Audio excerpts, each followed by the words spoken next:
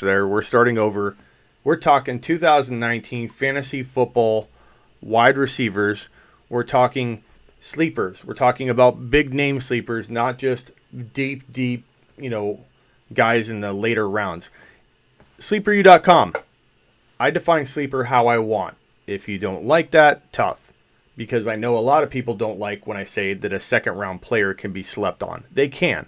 And that's what Sleeper U is all about. What's going on, Grant? What's going on, Jason? Sorry, there was a bit of a delay. Are you still getting a delay now?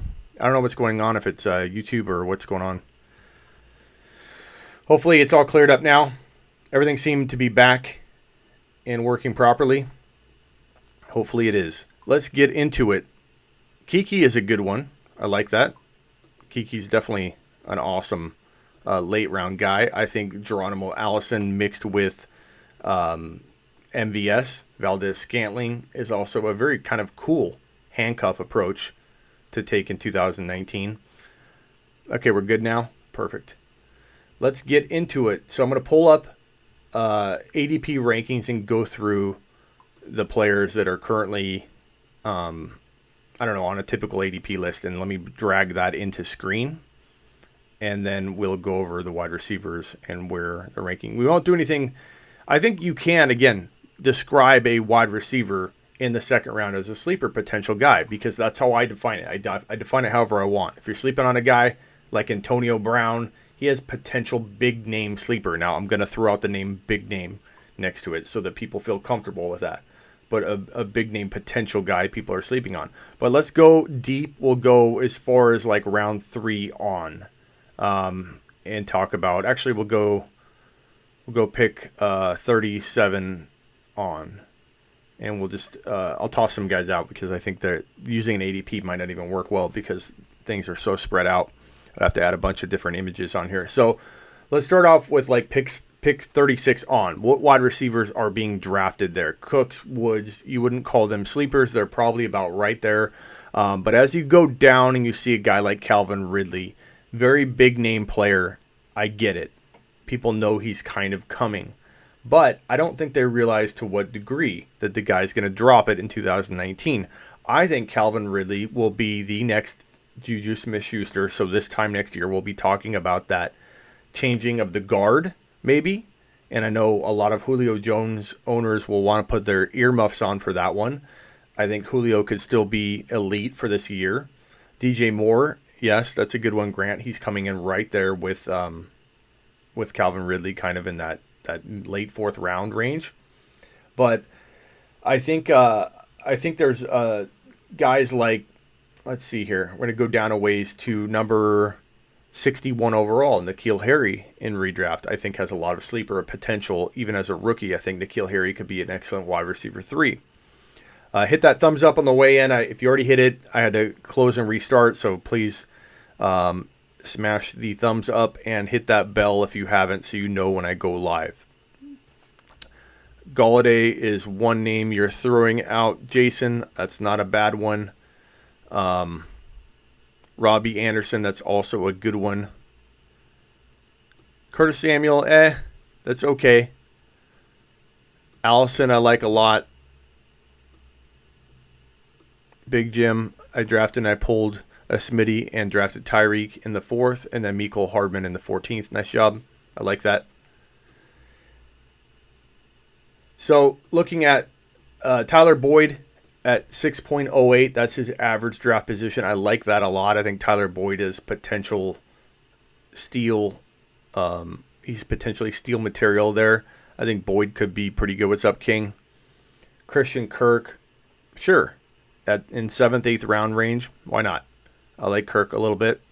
I think Kirk could do well. I think Larry Fitzgerald might be the bigger sleeper. He's not an unknown guy. Again, I don't define sleeper that way. If you want to define it that way, that's fine. I define sleeper as anybody being slept on in terms of their draft value. What's going on, Hutch?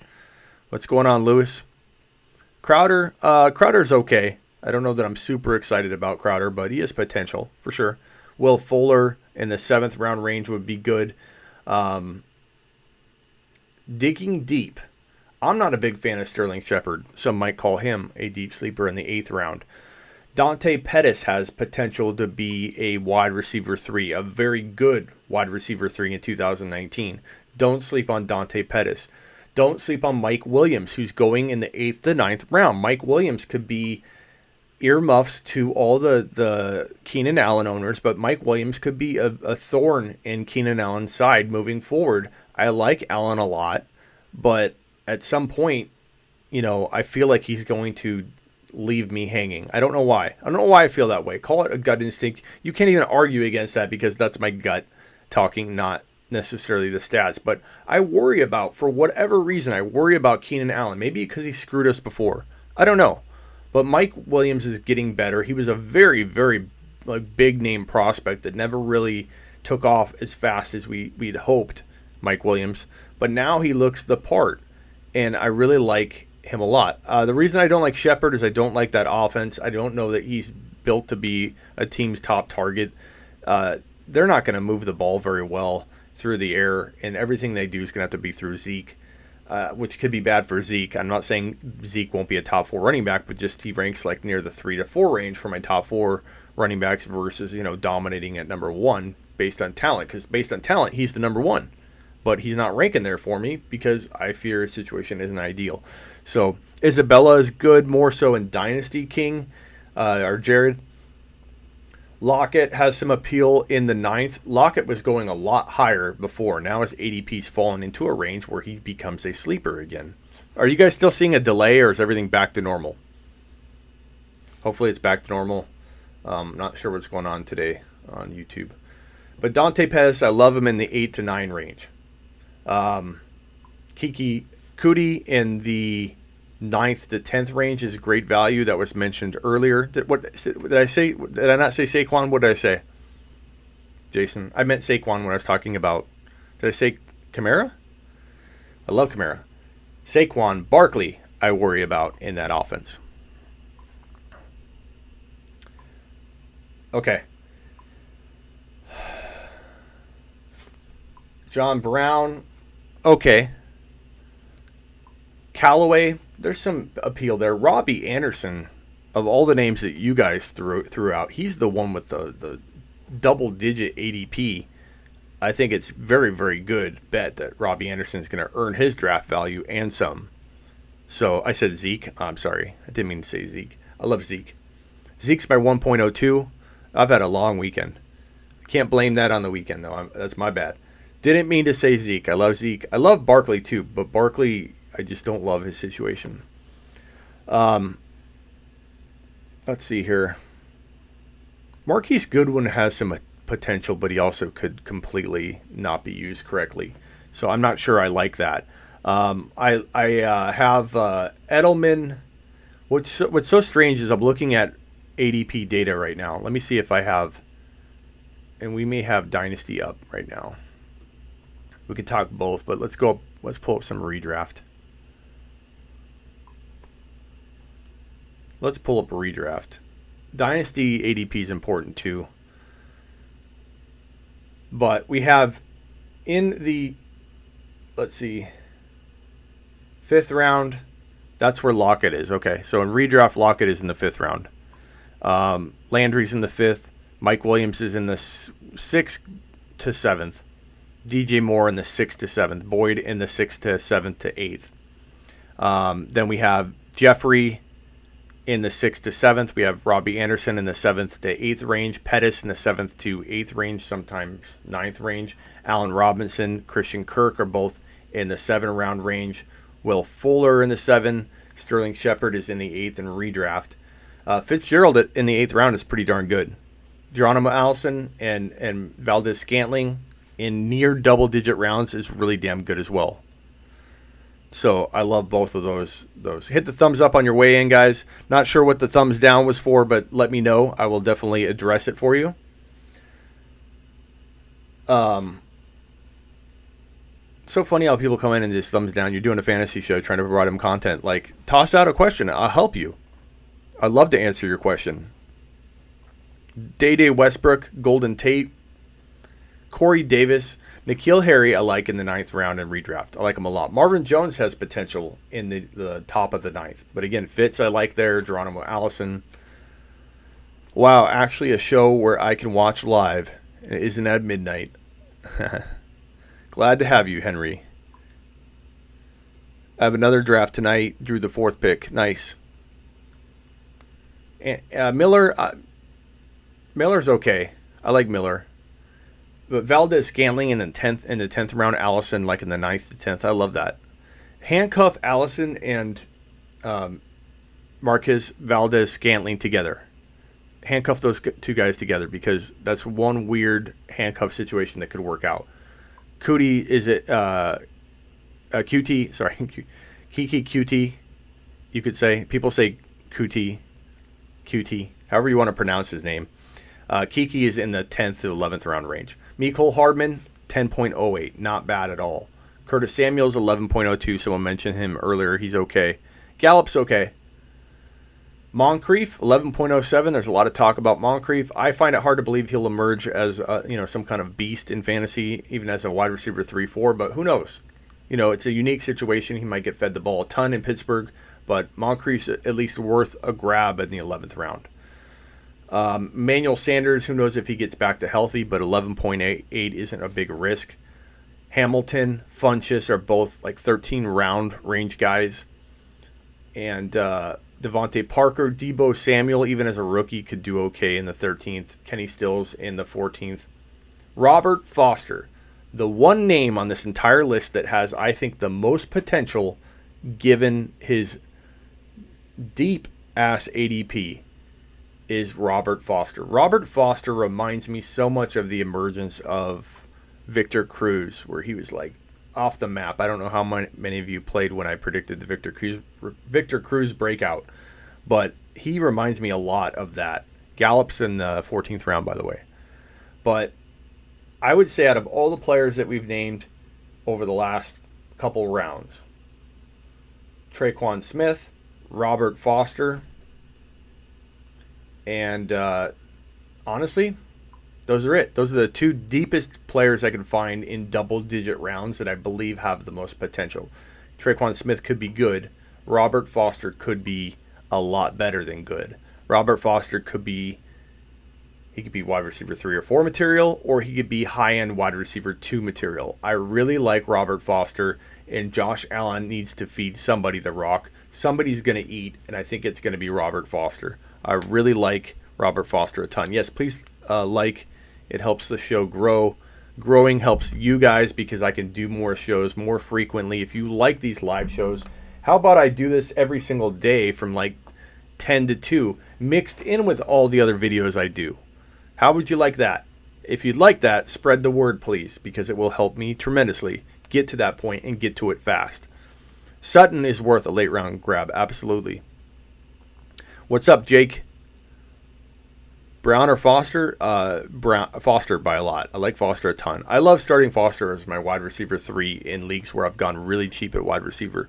Which is better, says Big Jim? Christian Kirk or Tyler Boyd as a bench spot? Tyler Boyd by quite a bit. Big Jim, I think he has the potential to be a high-end wide receiver 3.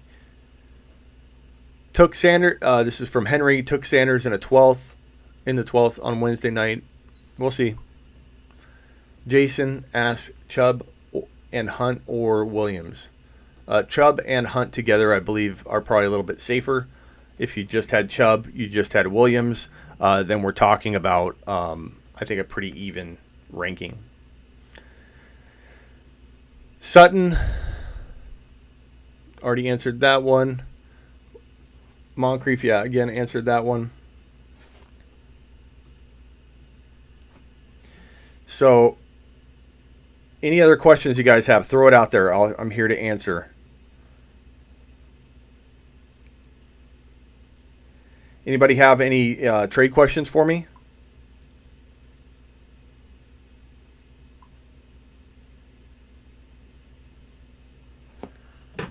Who is your number one deep sleeper tight end choice?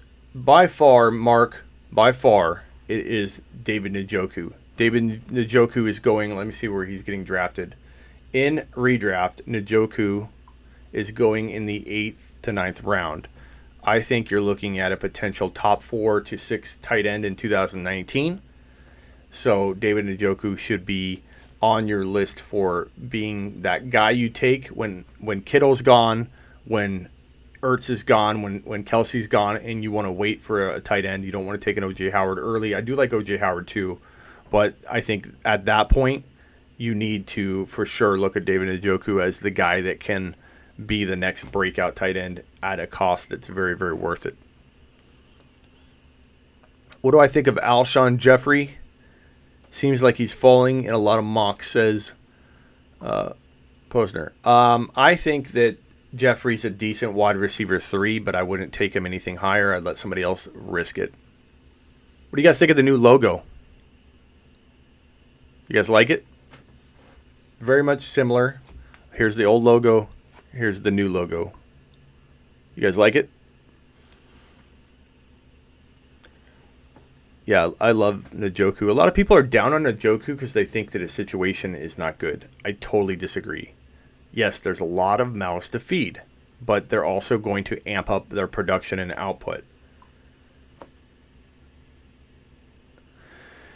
What do you think about Carson Wentz this year, fantasy-wise? I think he's potential 6 to 10 with upside for more, but I wouldn't count on him any higher than that because I think he's got to prove it.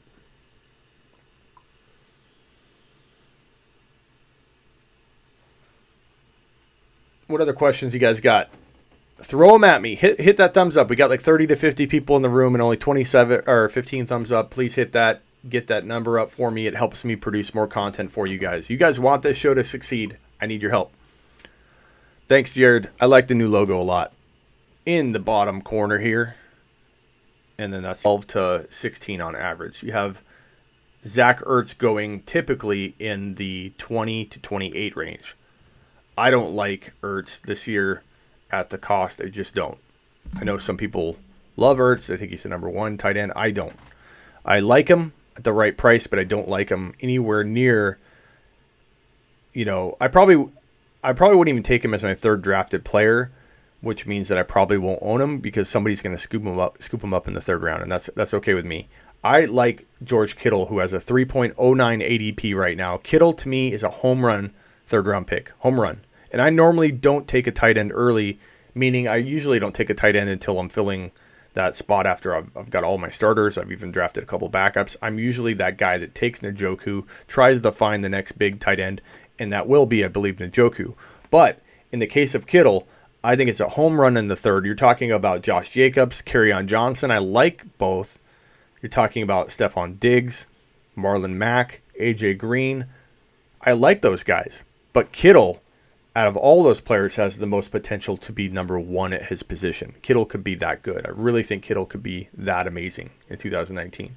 Look what he did without consistent QB play in 2018. Imagine what he can do with Jimmy Garoppolo over a whole offseason and in a full in-season. Yeah, I know that people say that when Jimmy was in there, he didn't do as well.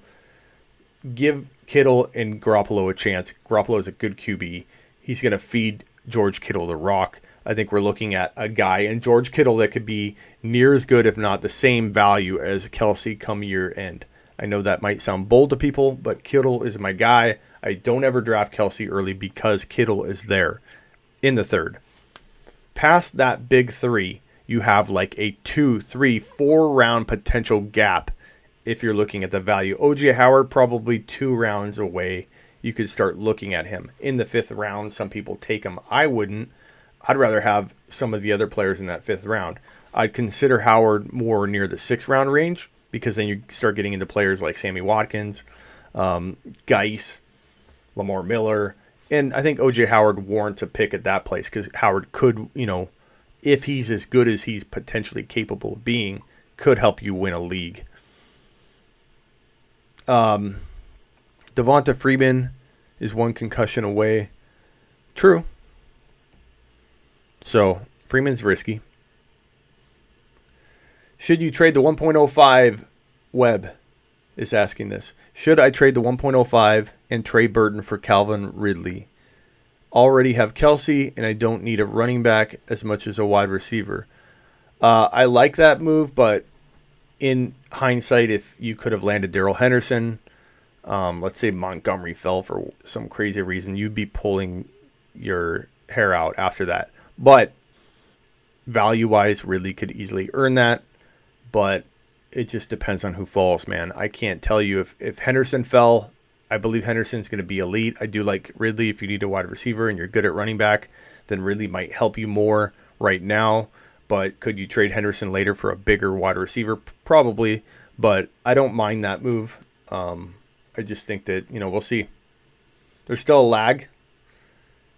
I don't know what the deal is today.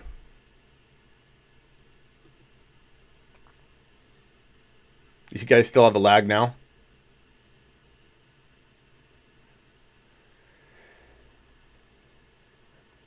And Ebron, Ingram, Hunter Henry, Ertz over Kittle easy, you say, Alan? I mean, you could argue that, but I personally love Kittle way more than I do Ertz this year. But Hunter Henry, O.J. Howard are both 5th round capable. Evan Ingram's 7th round capable. Ebron is 6th to 7th round capable. Jared Cook is a guy I would probably take over going any of those like 4th, 5th, 6th tight end, guys in that 5th, 6th, 7th range. I'd probably go Jared Cook, Njoku, maybe a Vance McDonald, maybe. But I want Njoku and Cook over McDonald, over Ingram. I even like Njoku over Hunter Henry, but that's me. And very late tight ends, Austin Hooper has some upside. The 2 rookies, Fant and Hawkinson, both have appeal. They might have unusually good rookie seasons. Herndon is okay. He's in double-digit rounds. Kyle Rudolph is in double-digit rounds. Burton, if he's healthy, is very good. All right, guys. Well, if it keeps freezing, I'm going to end it for now, and we'll come back and try it again later. But I appreciate you guys watching, and hopefully this video still helped you out.